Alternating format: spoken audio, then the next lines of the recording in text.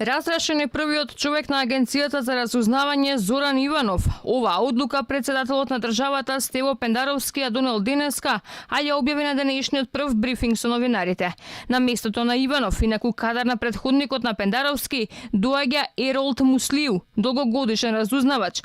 Пендаровски најави дека до крајот на месецот ќе ги екипира и тројцата чинови што ќе го доекипираат Советот за национална безбедност. Одлука на председателот е и по 12 години советник во мисијата на НАТО во Скопје, Блерим Колјали да биде новиот државен советник за национална безбедност. Советите за надворешна политика Пендаровски одлучил да ги добива од Гоце Карајанов, дипломат и поранешен амбасадор во Москва. Од гласноговорник на Линденска број 2, Миле Бошњаковски сега се сели во Вила Водно како генерален секретар или шеф на председателскиот кабинет. Билјана Радева пак е именувана за советничка за односи со јавноста, а досега била дел од британската амбасада во Скопје како раководител на службата за комуникација и дигитална дипломатија.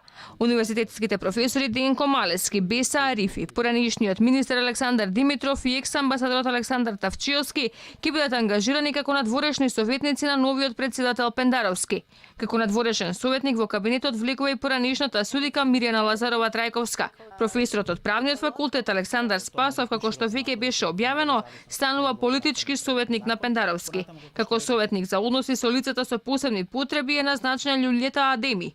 Тоше Зафиров исто така е советник, Билјана Мицевска шефица на протокол, а новинарката Катерина Цаневска е советничка за медиуми. Советничка позиција Пендаровски му понудил на неговиот против кандидат професорот Блерим Река, но таквата понуда била експресно одбиена.